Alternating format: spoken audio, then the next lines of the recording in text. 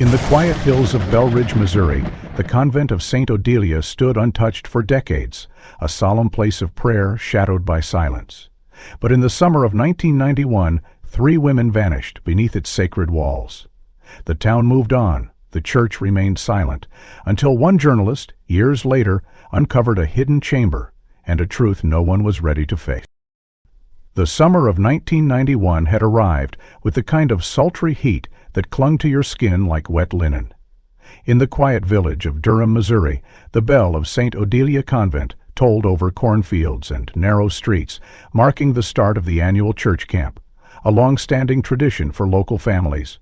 Children filled the convent grounds with laughter and sneakers scuffing against the chapel's polished floors.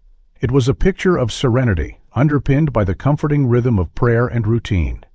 Sister Margaret Ellis, Sister Beatrice Bayholt, and Sister Eliza Kramer had volunteered again this year, just as they had for the last 7 summers. Each woman was known for her distinct personality, Margaret strict but kind, Bea soft-spoken and artistic, and Eliza always humming hymns under her breath. Together, they were the backbone of the camp, rising before dawn, organizing activities, and leading the children through scripture lessons beneath the stained glass glow of the convent chapel. The night before their disappearance had been unremarkable, or so it seemed. The sisters had hosted a store circle around a bonfire in the back field, handing out roasted marshmallows and leading hymns by candlelight. Around 9:30 p.m., they retired to their shared quarters in the northeast wing of the convent, their voices drifting through the hallway as they discussed the next day's plans. No one saw them again. The following morning, it wasn't a panicked child or a curious parent who noticed their absence. Instead, it was Eldon Marsh, the convent's aging janitor, who first sensed something was wrong. Eldon, in his mid-60s with a bad hip and a ritual for everything, had arrived at 5:45, IMing sharp, to sweep the front of the chapel before morning prayers. He was the type of man who noticed when a broom was half an inch out of place. That morning, as he pushed open the convent's back door, he caught a whiff of something that didn't belong, the faint smell of burnt toast. Strange, he thought. None of the sisters ever let breakfast sit that long. Curious, he made his way to the kitchen and found 3 untouched plates of scrambled eggs and toast still warm on the counter, steam now a faint ghost above the food. By 7 a.m., the camp director, Father Louis Grant, was informed. At first he dismissed the concern. They must have gone for a walk, he muttered, though even he knew it wasn't like Margaret to miss her morning responsibilities. When the 8 a.m. breakfast gathering came and went with no sign of the 3 women, Father Grant ordered a quiet sweep of the grounds. Still no sign. By noon, the village sheriff was discreetly contacted. Inside their room, everything appeared perfectly normal. Their beds were made, shoes aligned by the door. Margaret's rosary hung off the bedpost where she always left it before sleep. A single window was open, just a crack, allowing a soft breeze to disturb the curtains. Nothing appeared taken. No signs of struggle, no note, just the gentle silence of a room that had been lived in and abruptly vacated. As word of the disappearance trickled into the village, parents began to arrive early, pulling their children from camp. Gossip stirred quickly. Some whispered about a secret lover, others a religious protest. A few mentioned the old stories about the land the convent was built on, about old tunnels and Civil War hideouts beneath the hills. By evening, the sheriff had cordoned off the northeast wing of the convent, treating it as a possible crime scene. But there were no witnesses, no clear timeline, no known enemies. The sisters had vanished without so much as a scream or a trace. The next day, helicopters flew overhead. Bloodhounds were brought in from Jefferson City. The surrounding woods, nearby creeks, even the cemetery behind the church were combed through by volunteers and law enforcement. Nothing, not even a footprint. Eldon stayed behind, standing quietly outside the chapel, gripping his broom like a staff. When asked if he'd seen anything unusual, he only shook his head. Everything was just quiet, he said, but something in his eyes betrayed a deeper discomfort, something unspoken. He never volunteered more.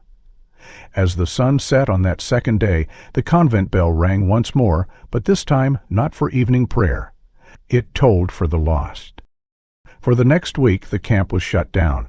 Police ran background checks, interrogated staff, interviewed every child. Still, no answers. A chalkboard in the sheriff's office read only 3 names: Margaret Ellis, Beatrice Holt, Eliza Kramer. Underneath, a single line: last seen 9:30 p.m., June 14, 1991. By the 3rd week, the case grew cold. No leads, no ransom notes, no evidence of abduction. It was as if the 3 women had evaporated from the very walls of the convent. Local news covered the story briefly, then let it fade. The convent resumed limited operations, a new set of nuns took over the following fall, and Saint Odilia returned to its routines. But those who had been there that summer, the parents, the children, the staff, never forgot the chill that lingered behind. And Eldon? He never entered that wing of the convent again. He told people it was superstition. But each morning, as he walked the halls with his mop and keys, he always paused at the northeast corridor and stared at the closed door. He swore he heard the faintest sound sometimes, a hymn, a whisper.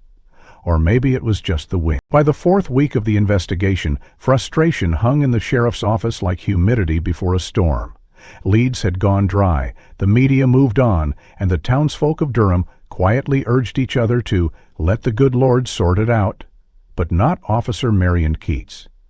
Keats, 38, sharp-minded, and not known for letting go, had grown up in Durham and still remembered Sister Beatrice teaching her to read beneath the chapel's stained glass. For her, this wasn't just a job, it was personal.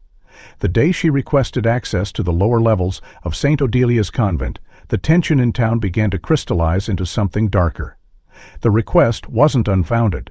Marion had reviewed the original blueprints of the convent and found a reference to an old storm cellar beneath the northeast wing, a space never included in the updated fire safety plans. But when she brought this to Father Louis Grant, his reaction was immediate and severe. He refused, stating the area had been sealed off decades ago for structural safety concerns, and warned that pushing the issue would constitute harassment of a religious institution. Marion didn't back down. 2 days later, she returned with a formal warrant request, but was stonewalled by her own department. Sheriff Lively, a tired man close to retirement, told her plainly over black coffee, "We're not going to war with the church over a hunch." Still, Marion pressed on. She started interviewing retired maintenance workers who once served at Saint Odilia in the 70S and 80S. One of them, a quiet man named Clyde Farrell, admitted under hushed breath that the basement wasn't just for storm storage. "There was a B room," he said, eyes darting nervously. "Storage B, that's what we called it. It had a different lock, a heavier one. Not everyone had access." He claimed to have only been inside once and refused to say more. That same evening, Marion returned to the convent grounds alone. She made her way to the side structure, the old storage house, a squat brick building now used to store chairs and leftover camp supplies. Its door was rusted but unlocked. Inside, dust hung thick in the air. She scanned shelves of hymnals, broken fans, and stacked hymn chairs, and just as she turned to leave, a chair fell. It was a handwritten inventory note dated June 12, 1991, 2 days before the women vanished. Scribbled near the bottom was the line, "Moved by Hannell, private to be, access limited, post clearance, notify LG." Marion's pulse quickened. LG, Louis Grant. She rushed back to the sheriff's office and presented her findings, but Lively barely looked up. "It's circumstantial," he muttered. "You don't even know what those crates were." When she persisted, he asked her to take a leave of absence. She refused. The next morning, her badge and sidearm were taken. Her dismissal was swift, with the official reasons cited as unauthorized investigative conduct. She left the building without a word, her knuckles white against the envelope containing her termination letter. Meanwhile, the church quietly hired a private construction firm, unmarked trucks, no village permit filed, and within 48 hours, the concrete slab over what might have been Room B was set and cured. When a few curious locals asked about the sudden construction, they were told it was part of a planned renovation to stabilize the eastern wing. No one questioned further, but Marion did. She moved into her aunt's home in neighboring Clayborough and started compiling what she had: maps, old letters, building permits, interviews. She created a file she called BREE. It was dismissed by most of her former colleagues, chalked up to bitterness from a disgraced officer. But there were details that didn't sit right with her. the absence of pest records in the northeast wing, unusual for an old building, the quick cement pour ordered so soon after a disappearances, and the silence from the church, which had offered neither condolences nor public mourning for the three women. She visited Clyde again a month later. He was drinking now, trembling hands, yellow teeth, and a flicker of guilt in his eyes. "I shouldn't have told you about the broom," he whispered. "You need to stop, Marion. Some places, they were never meant to be uncovered." Before she could ask more, he slammed the door shut. One day in early October, she received an anonymous letter, postmarked from Durham but with no return address. Inside was a photograph. Faded and grainy, it showed 3 wooden crates being wheeled across a dim hallway, 2 men in white gloves and coveralls on either side. One man had his back to the camera, but the other, even in blur, looked unmistakably like Father Grant. On the back of the photo was scrawled, "June 13, don't forget us." Marion stared at it for hours. She traced the outlines of the crates, the hallway, the shadows. She couldn't prove anything, not legally, but deep down, the truth had already hardened inside her, like concrete over the truth. She wasn't the only one either. Eldon, the janitor, had grown quieter too. He no longer swept near the chapel at night. Children whispered that he sometimes stood in the back of the nave, unmoving, as if waiting for something or someone to return. Meanwhile, the convent held fewer retreats, fewer community events. It began to close in on itself, the windows shuttered more often, the laughter of children replaced by an uneasy quiet. Sister Madeline, the youngest nun now in residence, mentioned once to a visitor that the floors near the east corridor felt heavier somehow. She wasn't sure what she meant. Maybe it was just the age of the stone, maybe it wasn't. Marion pinned the photo above her desk, next to the blueprint of Saint Odilia. She traced the timeline with red thread, dated date, every odd comment, every refusal, and just as she began to draft a letter to the State Department, the doorbell rang at her aunt's house. It was a child, no more than 10, holding a manila envelope. "Someone said to give this to the lady with the red files," he mumbled. Then he ran. Inside the envelope was, by the summer of 2001, Saint Odilia's once-rumored tragedy had dulled into folklore. New families moved into Durham, unaware of the whispers that once consumed the village. The convent itself had undergone modest renovations and was now under the care of the Franciscan Sisters of Renewal, a quiet but active order known for their charitable work.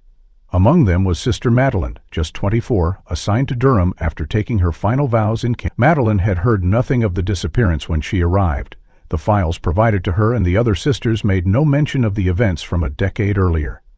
For her, the convent was simply an old building in need of love, its thick stone walls and narrow hallways a welcome change from city noise. The first few weeks passed without incident.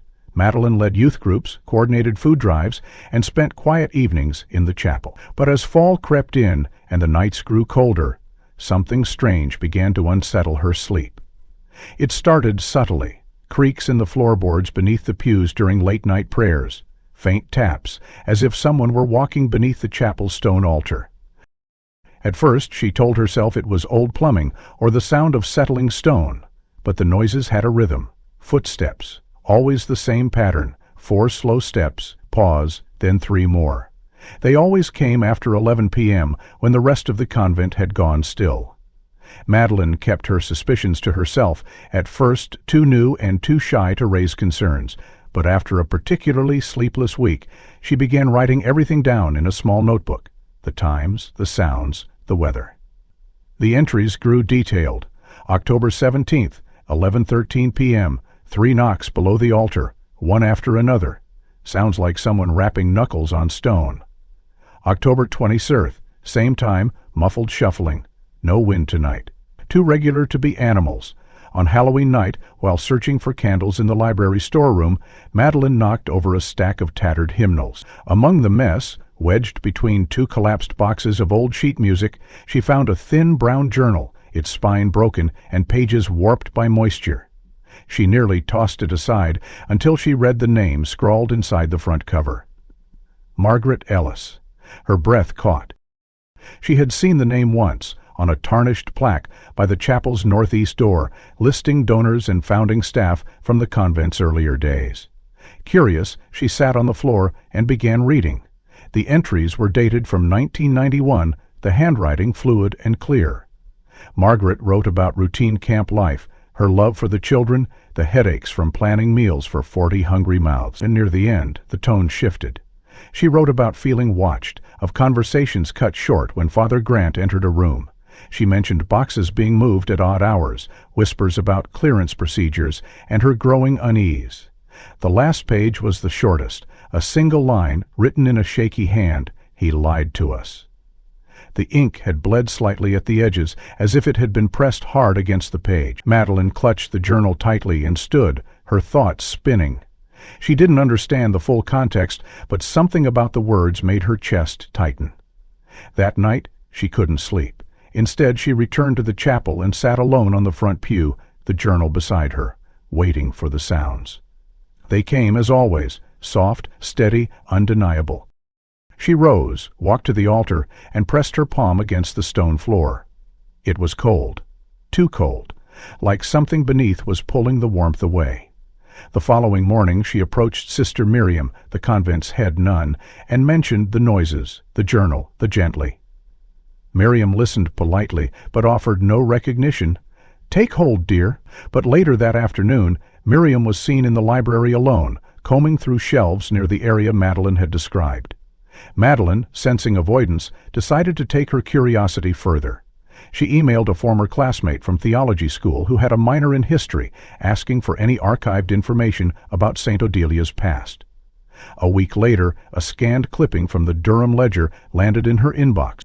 It was dated June 1991. The headline read, "3 Sisters Missing from Local Convent, Search Underway." Beneath it were the photos of 3 women. The woman in the center, with a calm, thoughtful smile and dark eyes that seemed to gaze beyond the frame, was Margaret Ellis. Madeline printed the article and tucked it into the journal. That night she returned to the chapel again, more deliberate. This time she brought a flashlight. She moved quietly between the pews, listening, waiting. At 11:11 p.m., the footsteps returned. This time they were clearer, closer. She walked to the altar, then knelt, placing her ear against the stone. Beneath the floor she could swear she heard breathing, faint, shallow, rhythmic. It stopped the moment she whispered, "Hello." The flashlight flickered. For the first time, fear replaced curiosity. She turned and hurried back to her quarters, locking the door behind her. The journal, the article, the noises, they were forming a shape, a question without a name. She knew she couldn't bring this to Sister Miriam again. She had to find someone else, someone who had been here before. The next morning, while helping clean out the storage shed behind the convent, she overheard the handyman, an older man with tired eyes, mutter to himself about the Ellis girl. She froze. "Did you know her?" she asked. He hesitated, then gave a single nod. "Long time ago, before the concrete." When she asked what he meant, he walked away without another words. That night, she returned to the library, determined to trace Margaret's final days from her own words. As she pulled more old boxes from the shelves, something fell out from a hymnal, a photograph, black and white, faded. 3 women, one of them Margaret. Behind them, partially obscured, stood a man in clerical robes. The back of the photo was blank, except for a smudge that looked like it once said 1991. Madeline turned to look at the altar through the narrow window beyond the library. The wind had picked up outside. Leaves danced across the courtyard. And somewhere deep beneath the stone, the sound returned. One step, then another, and another, always in the same rhythm. Always ending in silence. The photograph of Margaret Ellis and the others stayed on Madeline's nightstand for weeks, quietly haunting her routine. Every night she heard the same sequence of sounds beneath the chapel floor, and every day she tried to piece together how Margaret's final words, "He lied to us," connected to the uneasy silences she encountered among the remaining staff. She began to ask more pointed questions, mostly met with rehearsed shrugs or polite words of confirmation, mostly met with rehearsed shrugs or polite wordings to focus on the living. When she inquired again about Father Louis Grant, she was told he had retired a few years prior, shortly after suffering a minor stroke. The story was that he had moved to a small cabin deep in the woods just beyond Northwick Lake, cutting off nearly all contact with the diocese or the villagers. The local rumor was that he'd gone quiet with God, a phrase often used in Durham for those who could no longer carry the weight of what they knew. No one visited him. No one dared. Meanwhile, in a coffee shop a few counties away, Dana Voigt, a 32-year-old freelance journalist known for chasing down cold cases, stumbled across an archived headline while researching a completely unrelated story about church land acquisitions in Missouri. The headline, dated 1991, read, "Three Sisters Gone Without a Trace, Officials Baffled." Her curiosity piqued. Dana began digging. She was drawn not by the disappearance itself, which felt sadly familiar in a world of unsolved crimes, but by the lack of follow-up. No trials, no memorials, not even a confirmed statement from church officials, beyond a brief condolence letter signed by Father Grant. In a career built on noticing what wasn't said, this silence was deafening. She filed public records requests, hunted through microfiche archives in county libraries, and eventually found herself sitting in the county registrar's office in Wilbur Hollow, poring over dusty land use documents tied to the Saint Odilia property. That's when she discovered something odd. A series of plats from the 1970s indicated an underground auxiliary storage area separate from the main basement, labeled only as Subunit F. It had been registered in 1973 under a grant provided by a now defunct aid organization ostensibly used to store international relief supplies. However, by 1985, the subunit had been removed from all public blueprints without explanation. There was no record of demolition, no transfer of use, just silence. Dana traced the funding back to a line item approved by the diocese itself. A week later, after 2 long calls and one subtle threat of going public with the story, a retired clerk from the diocesan archives quietly mailed her a scanned inventory from 1978. Among the listed items were the usual: canned goods, medical kits, sewing supplies, but one note stood out: restricted access limited to clergy. No further explanation was provided. Dana rented a car and drove to Durham. The town was smaller than she imagined, a single main street flanked by shuttered stores and a diner where no one made eye contact. When she arrived at the convent, under the guise of researching a story on the town's history, she was given a brief tour by Sister Miriam, who showed her the garden, the chapel, and the public library annex. Dana asked casually about the building's history. Sister Miriam gave a tight smile. "These walls have seen many seasons. We choose to look forward." That night, Dana checked into the village inn and began plotting. She returned to the registrar's office the next morning and asked for access to all renovations permits filed by Saint Odilia between 1980 and 2000. The clerk, clearly not used to being challenged, grumbled but eventually handed over 2 boxes. In one folder dated June 16, 1991, 2 days after the sisters vanished, there was a single permit signed by Father Grant himself, requesting expedited structural reinforcement for the northeastern quadrant of the convent. The work had been done by a construction company that no longer existed. There were no inspection reports, no documentation of what lay beneath. Dana leaned back in her chair, heart hammering. She needed more. On a hunch, she drove to Northwick Lake and parked her car near a trailhead that locals had mentioned was close to Father Grant's cabin. The forest was thick, the trail overgrown, but after an hour's hike, she saw it, a weathered wooden structure nestled between fir trees, smoke curling faintly from a crooked chimney. She approached slowly, notebook in hand, recorder ready. But the cabin was surrounded by a crude fence, and nailed to its gate was a sign written in black marker: "No visitors." No questions. Prayer only. She didn't knock. Instead, she left a note folded in half and placed it under a stone by the gate. "Father Grant, I'm seeking the truth. I think you are too." She left her name and number. The next morning she returned. The note was gone. In its place, a small parcel wrapped in wax paper. Inside was a torn photograph, the same one Madeline had found, and a smaller slip of paper bearing only 5 words: "The floor beneath is hollow." Back in town, Dana found the local hardware store still open and bought a fiber optic inspection camera. That night, under the cover of darkness, she returned to Saint Odilia. She waited until midnight, then crept around the side to the chapel's rear door, the lock of which had always been loose. She slipped inside and knelt at the base of the altar. There she carefully maneuvered the camera between two of the stone tiles where a thin gap remained. What she saw made her blood freeze. A narrow chamber stretched beneath the chapel, lined with support beams. In one corner, partially obscured by cobwebs and dust, were what appeared to be the edges of wooden crates, and just beside them, something cloth-like, barely visible, unmoving. She pulled the camera back quickly, heart racing. The floor was not solid, the chamber was real. Subunit F existed, and it was right beneath the feet of every prayer whispered in that chapel for the past 30 years. She needed confirmation. The tip Dana Voigt unearthed with her fiber-optic camera didn't remain in her notebook for long.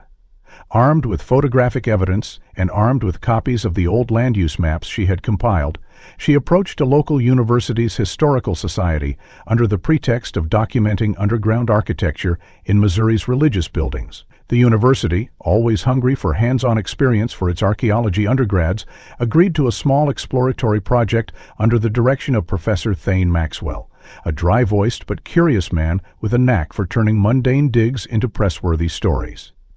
Within a week, a team of 6 students, along with Professor Maxwell and Dana, posing as a research assistant, arrived in Durham and began their preliminary ground scans in the churchyard and the garden area that flanked the chapel. Officially, they were looking for remnants of old war tunnels, rumored to run through parts of rural Missouri.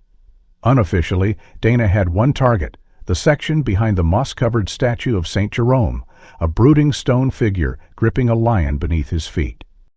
Ground-penetrating radar indicated a void beneath this specific quadrant, rectangular, shallow, but long. On the third day of digging, just under 2 feet of topsoil, a rusted tin box was uncovered, square, corroded, and sealed tight. When pried open, it revealed rolled parchment-like paper, browned and brittle. It was a map unlike any currently archived, hand-drawn in ink, marked with a symbol Dana immediately recognized. A triangle enclosing a cross, the same design found etched above the altar in the chapel. The map detailed the convent's main structure, but also included an underground section labeled simply, with a narrow tunnel snaking outward beneath the lawn toward the statue of St. Jerome. The tunnel was marked with a cross and a single word, mercy. That afternoon, under Maxwell's reluctant approval but mounting curiosity, the dig site shifted focus. By dusk, the tip of a stone hatch had been uncovered, round, sealed with iron, and partially covered by tree roots. It took 3 hours and a pair of battery-pounded saws to lift it. The air that rushed out was stale, tinged with damp earth and a faint metallic tang. A narrow stone stairway descended into shadow. Flashlights cut through the darkness, illuminating rough stone walls and a descending path no more than 4 feet wide. As the team advanced, the air grew colder. The passageway opened into a rectangular room, roughly 20 by 20 feet, with collapsed wooden shelves, scattered debris, and thick dust. Against the far wall were 3 low mounds, partially buried in the soil, beneath crumpled beams. Maxwell hesitated, then carefully brushed away the topsoil. Beneath lay the unmistakable outline of a human skull. Forensics were called immediately. Tape went up. The dig became a crime scene overnight. Within 24 hours, experts arrived and began the delicate process of excavation. The remains were confirmed to be 3 adult females, positioned in a haphazard pile, all showing clear signs of restraint. Their wrists bore deep indentations consistent with rope, and faded remnants of cloth remained tied around what had once been their mouths. One skeleton still wore a thin copper bracelet with a tiny cross charm. Another had a rusted belt clasp. But it was the third that caused Dana's breath to catch in her throat. Pinned beneath the left clavicle bone was a delicate hairpin, tarnished with age, but clearly engraved. B. The scene matched no known burial custom, no record, no registry. There was no doubt these women had not been buried. They had been hidden, murdered, forgotten. The university halted its involvement after the first day, citing legal concerns. But Dana stayed. She contacted Madeline, who immediately recognized the name on the hairpin. Within hours, the once skeptical nun stood beside Dana at the edge of the excavation site, the journal of Margaret Ellis clutched tightly in her arms. Together, they watched as the bodies were removed with the care reserved for sacred things. News of the discovery spread quickly. Local papers reignited their long-dormant interest. Durham's streets, once sleepy, now buzzed with reporters and questions. But not everyone was pleased. A group of parish youngers gathered outside the convent gates, holding signs that read, "Protect the holy ground," and "Faith, not fiction." They accused Dana and the university of defaming sacred space. Others remained silent, shaken by the revelation but unwilling to speak out against the institution that had baptized their children and buried their dead. One voice, however, broke through. Eldon, the former janitor, now nearly 80 and living in a care home, contacted Dana through a nurse. He asked for a meeting. When she arrived, he looked smaller than she remembered, hunched, pale, but with eyes that no longer looked away. He handed her a weathered envelope. Inside were 3 pages of notes, dated June 1991, written in shaky cursive. They detailed the days leading up to the women's disappearance, noting odd deliveries, strange locks on doors previously unused, and the sound of hammering beneath the chapel long after midnight. The final line read, "I heard her cry, not loud, just once. Then it was done." Eldon turned to Dana, voice barely above a whisper. "I should have said something, but I was afraid. We all were." Meanwhile, back at the convent, Sister Miriam had retreated into seclusion. She claimed the church was under spiritual attack and barred entry to the chapel for the foreseeable future. But Madeline wasn't convinced. She began staying awake late again, revisiting every inch of Margaret's journal, every whisper she'd heard beneath the floor, trying to find the next clue. And then, one morning as the sun rose, she noticed something new. The statue of St. Jerome had been cleaned. Its base, once caked with moss, now shone faintly. At its rear, a fresh scratch in the stone revealed the same triangle and cross symbol etched into the chapel's altar. And next to it, barely visible without light, were 4 numbers, 1973. Tanner returned that evening, flashlights in hand, and began carefully inspecting the back wall of the chamber where the bodies had been found. She tapped along the surface, listening for echo. One patch rang slightly hollow. They began digging again, this time with more urgency, and just beneath that wall, tucked behind a false panel of stone, lay the hidden compartment behind the wall in the subterranean chamber yielded more than anyone could have predicted. Wrapped in oilcloth and sealed within a rusted tin box was a set of personal items that had clearly once belonged to Father Louis Grant. There were faded photographs, a silver cross on a chain, a broken pocket watch, and a small leather-bound journal with initials LL etched faintly on the inside flap. Dana and Madeline, breath held in equal parts fear and anticipation, began reading its contents by flashlight in the cold chamber beneath the statue. The journal wasn't extensive, barely 40 pages, but what it lacked in length, it made up for in devastation. The first few entries were typical of any priest: sermons he had delivered, reflections on scripture, notations about building repairs. But as the entries moved into early 1991, the tone shifted drastically. The handwriting grew more erratic, the margins crowded with crossed-out sentences and underlined words. One entry, dated May 3rd, read, "Beatrice sang this evening. Her voice pulled me from myself. God forgive me, I imagined her in white, not in habit, but in silk." Dana paused, exchanging a glance with Madeline. They turned the page. Another entry followed. 2 weeks later. "I touched her hand in the garden. It was accidental, but neither of us let go right away. I fear my heart is no longer mine.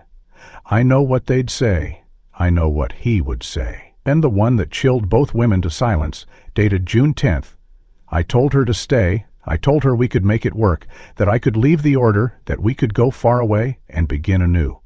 She said no. She said duty, calling, shame. I told her love. I told her forever. I just wanted to keep her here, just for a while. Just until she changed her mind, just until she remembered what it felt like to be wanted." The final entry, dated the night before the disappearances, was a single line. "I only wanted to keep her here forever." No names were mentioned explicitly, but the references, the timing, the intimacy of the writing made it clear beyond doubt Father Grant had been in love with Sister Beatrice Holt, and he had wanted her to stay, at any cost. The revelation shattered the illusion that still lingered among those in the village who remembered Grant as a gentle, if somewhat reclusive, man of God. But the journal alone, disturbing as it was, did not prove murder. It did, however, explain motive, and perhaps even worse, it suggested obsession. As investigators began to reopen files long buried in the sheriff's storage unit, a new discovery further complicated the tragedy. Among the paperwork misfiled under property records was a sealed envelope marked Medical Confidential. Inside were documents from the county clinic dated June 7, 1991, just 1 week before the disappearance. The patient listed was Eliza Kramer. The attending physician had written, "Early gestation confirmed, IFP 9 weeks. Patient states intent to maintain secrecy until second trimester." The signature was clear, the report official. Sister Eliza had been pregnant. The name of the father was never listed, nor was there any mention of consent from her religious superiors. The implications were staggering. Not only had Father Grant harbored a secret romantic obsession with Beatrice, but Eliza, the gentle, humming Sister Eliza, had been hiding a pregnancy. Dana contacted the physician who had signed the document, now retired and living in a nursing home in Springfield. His memory was faded, but still intact. "Yes, I remember her," he said softly over the phone. Came in trembling, more frightened of someone finding out than of the pregnancy itself. "I never saw her again." When asked if she had come alone, he hesitated. "She didn't drive. A man brought her, kept his face low, didn't speak much." Claire Collar. The silence on the line was suffocating. Dana pressed gently. "I can't say for sure, but it wouldn't surprise me." Back in Durham, Madeline retrieved the old personnel files from the convent archives, stored in a metal filing cabinet beneath the laundry room. Among them was a letter of reprimand addressed to Sister Eliza, dated April 1991, for frequent unaccounted absences and neglecting assigned duties during evening hours. The signature at the bottom was Father Grant's. Layer by layer, the lives of these women, once reduced to faded photographs on a wall, were being restored. They had secrets. They had choices. They had people who failed them. The bodies, now undergoing forensic examination at the state lab, revealed bruising patterns consistent with restraint, but the exact cause of death remained undetermined. However, one of the skeletons, determined to be Eliza based on dental records and the remains of her name tag, showed signs of fetal bone fragments within the pelvic cavity, confirming the pregnancy. For Madeline, this knowledge sat heavy in her chest. The chapel she prayed in every day had been the roof over a tragedy. The man once revered in her order had not only broken his vows, but had destroyed lives to hide it. Dana continued compiling her findings, preparing for a formal exposé. She drafted timelines, cross-referenced dates, and prepared affidavits from those willing to go on record. But deep inside, she knew something still didn't add up. Why 3 women? Why not just Beatrice or Eliza? What did Margaret know, the woman who wrote, "He lied to us"? What had she seen, or heard, or perhaps threatened to expose? And then there was the 4th name on the original camp roster, a name rarely mentioned, someone who hadn't disappeared, someone who had left the convent 2 weeks before the incident for unknown reasons, and whose file had been mysteriously removed from the archives. Dana and Madeline stood once more at the edge of the excavation site, the light fading around them, the past now unearthed but not yet explained. Somewhere between the truth and the silence, there remained a final question, a final piece, waiting in the dark. With the truth about Father Grant's relationship with Beatrice and Eliza's hidden pregnancy surfacing, Dana began noticing something even more insidious, the community's quiet resistance. It wasn't overt, no angry mobs or public denials, but rather a wall of subtle silences, eyes that averted, voices that lowered mid-sentence. Dana had seen it before, in towns where secrets had become custom, where complicity was mistaken for survival. The break came during an interview with retired officer Harold Kinney, now living in a nursing home outside Jefferson County. Dana had tracked him down using the original 1991 Sheriff Department roster. Kinney, sharp despite his age, agreed to speak under the condition that his name wouldn't be printed without consent.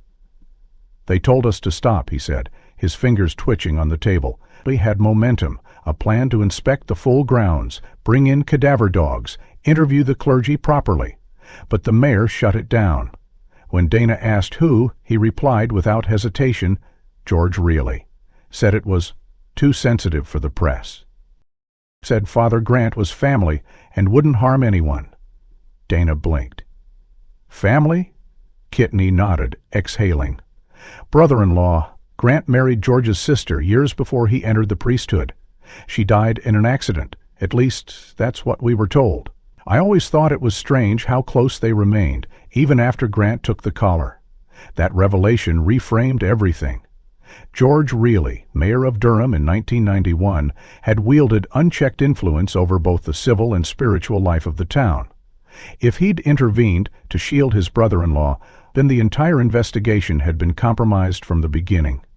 Dana pulled old articles from the local archives and found a short editorial written by Reilly days after the disappearances. In it, he urged calm and faith in divine justice, warning against reckless speculation that threatens the unity of our sacred community.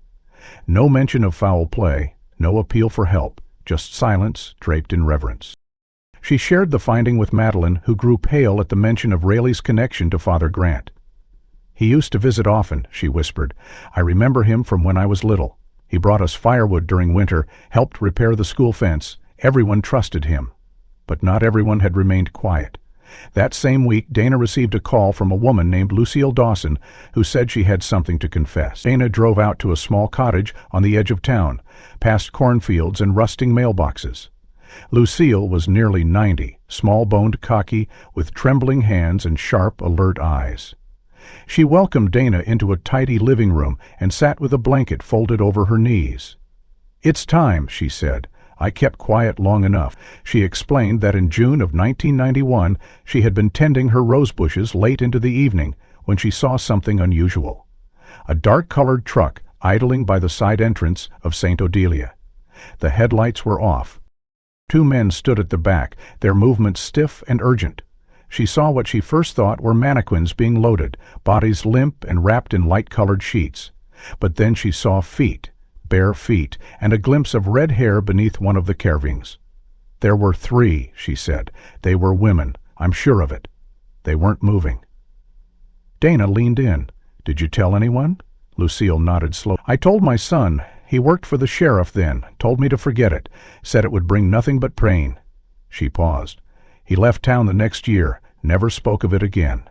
Lucia then reached into a drawer and handed Dana a small leather-bound book. This belonged to my husband. He was a maintenance man at the church years ago, kept notes on everything. There's one entry, June 14th, 1991. Says, Grant requests to access to East Tunnel. Strange. Never used before.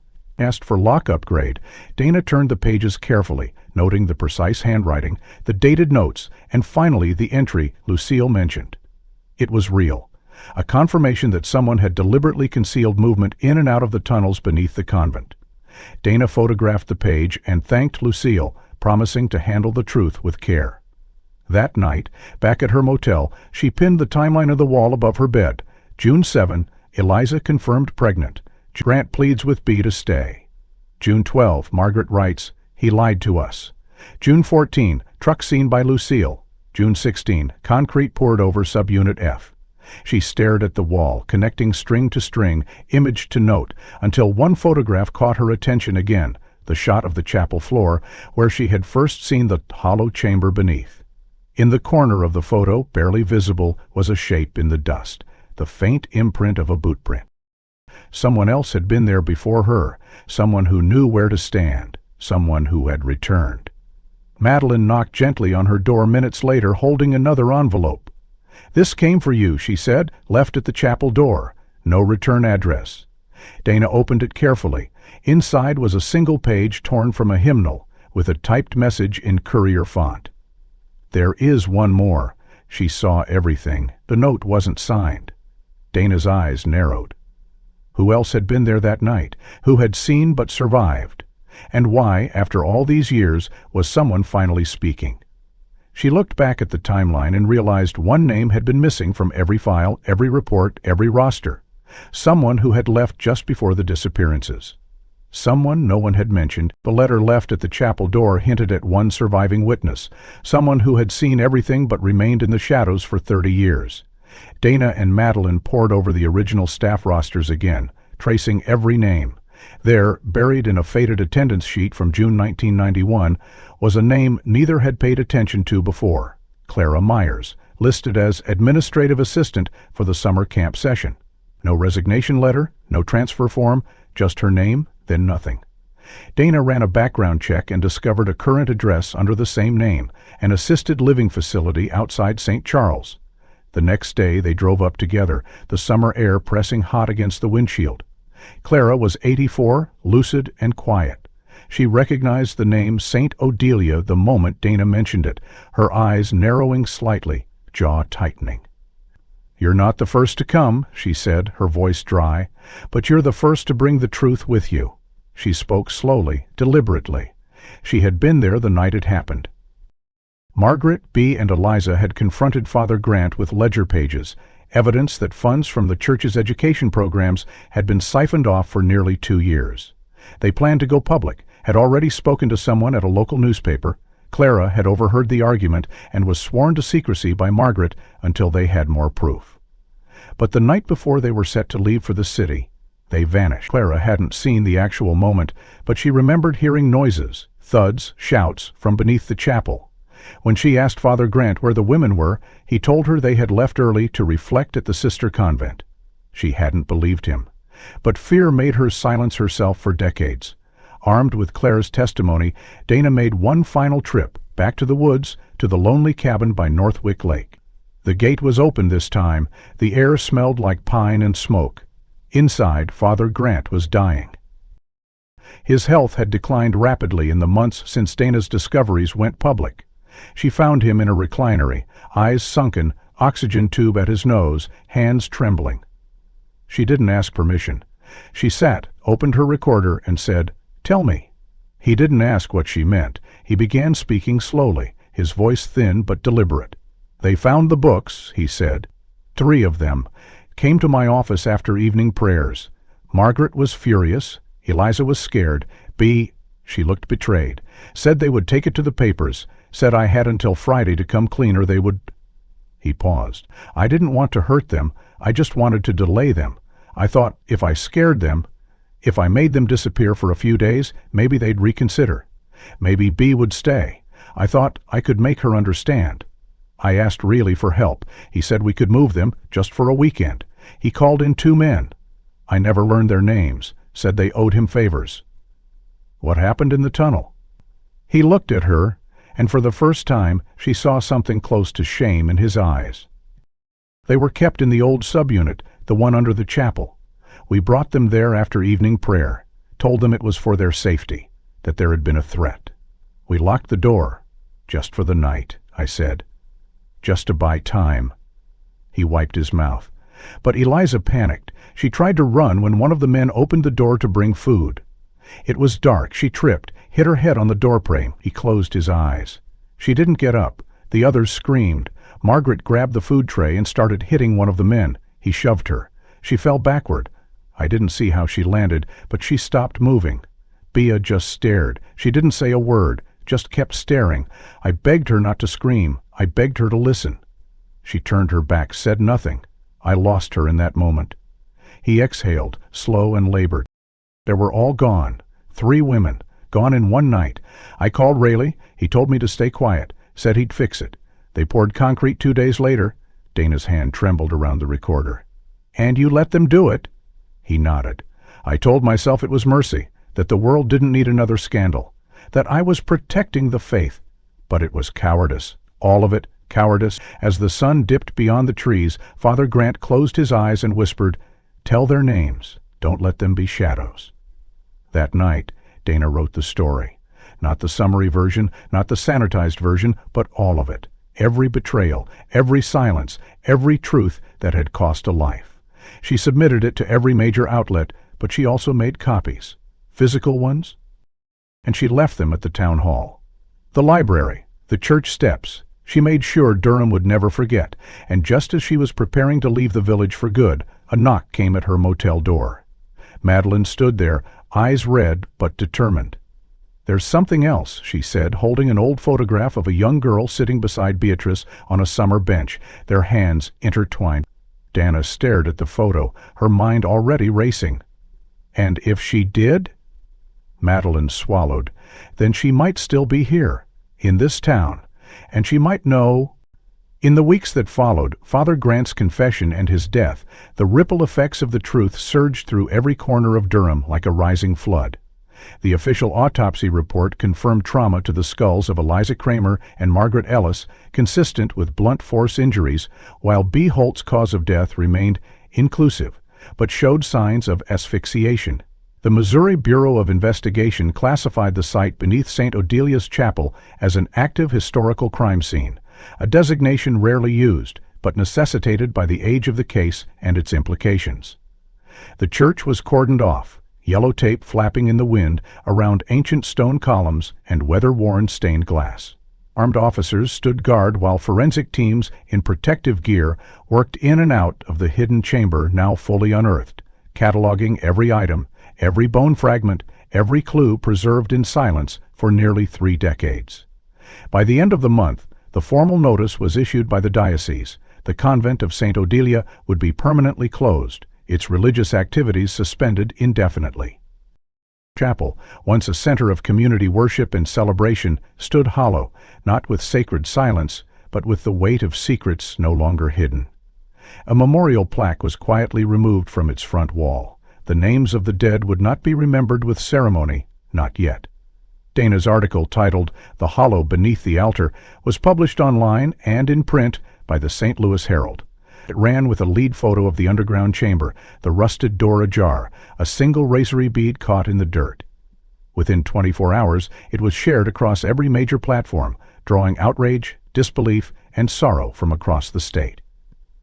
Comment sections overflowed with grief-stricken readers, former students, and ex-parish gannulars of Durham who had never suspected such darkness beneath the rituals of their childhood. But not all reactions were supportive.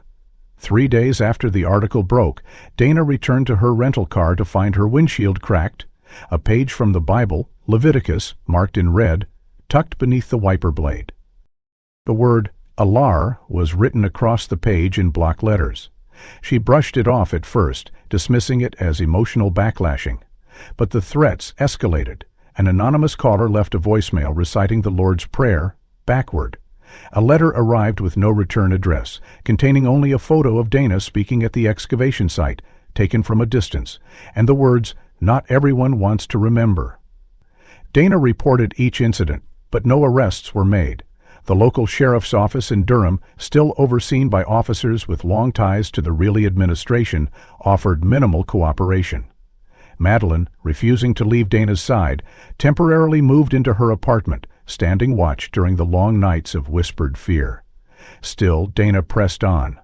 She gathered every document, every interview transcript, every photo and map, and uploaded the entire archive to a public database titled The Durham Files, inviting scholars, investigators, and survivors' families to contribute. The site crashed twice on launch day due to overwhelming traffic. The story hit national broadcasts within a week. The governor of Missouri made a formal statement acknowledging the historical and spiritual tragedy in religious institutions. Dana received invitations to speak at journalism schools and victim advocacy conferences, but she declined them all. Her focus remained on the case, on the voices still unheard. She filed a lawsuit against the Diocese of Missouri demanding the release of internal communications from 1991 citing public interest. The legal battle began immediately, with church lawyers arguing religious privacy swelled behind her. Meanwhile, Durham changed. Businesses that once relied on church tourism shuttered their windows. Locals who had defended Father Grant now avoided eye contact in grocery stores. A petition to rename the main road running past the convent gained over 5,000 signatures. The village, once proud of its spiritual heritage, now bore a different identity, a place where truth had cost 3 lives and silence had allowed it. Amid this, Dana received a message from a woman named Anna Rourke, a school teacher living 2 towns over. She had seen the photograph of Beatrice and the young girl in the newspaper, the one Madeline had found, and claimed she recognized the child. She believed it was her mother, that her grandmother, long dead, had worked briefly at Saint Odilia and left suddenly in 1991 without explanation. Anna had grown up with a different surname, but as she traced records backward, Everything pointed to a sudden, unregistered adoption. Dana and Madeline drove to meet her. The resemblance to Beatrice was uncanny. The same eyes, same half-smile, the way her fingers folded into each other while she spoke. Anna knew nothing of her lineage until the article. "I always wondered why my mother cried when she heard certain hymns," she said. "I thought it was just faith. Maybe it was memory." Together, they stood beneath the oak tree in the village cemetery where a temporary marker had been placed for the 3 victims.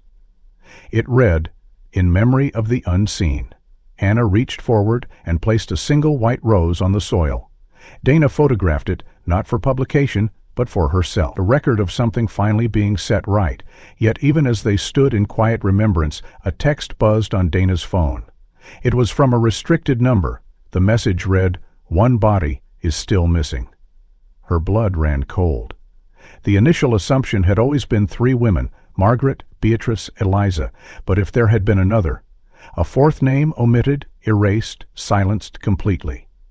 The message claiming that one body remained missing haunted Dana for days, sending her spiraling back through every document, every photo, every interview she'd conducted.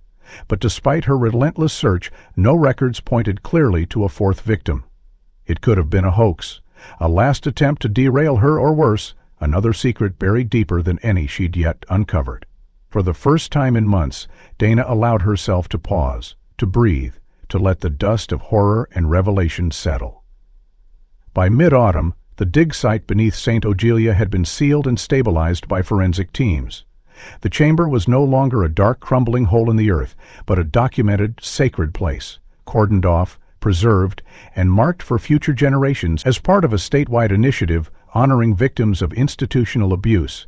A modest memorial was erected at the rear of the chapel, precisely where the hidden stairway once descended. 3 slender white crosses stood side by side, each bearing a name carved by hand into the weathered oak. Beatrice Holt, Eliza Kramer, Margaret Ellis. Beneath them, a single plaque read simply, "Justice, finally." On the day of the memorial's unveiling, nearly 200 people gathered, villagers, students, clergy, and journalists from across Missouri. There was no sermon, no performance, only silence, the kind that spoke louder than any hymn. Dana stood at the back, not as a reporter, but as a witness, her notepad tucked away, her camera off. Madeline, now in civilian clothes, no longer part of the order, stood beside her, holding Anna Rourke's hand, the daughter of a woman who'd never gotten the chance to be a mother. After the ceremony, a frail figure approached them slowly, leaning heavily on a cane. It was Eldon, the old janitor who had first tipped Dana off, the man who'd once said nothing and then said everything. He reached into his coat and pulled out a cloth-bound notebook, yellowed with age, the edges curled from time and touch. "This," he said, placing it in Dana's hands, "is the truth I was too afraid to carry."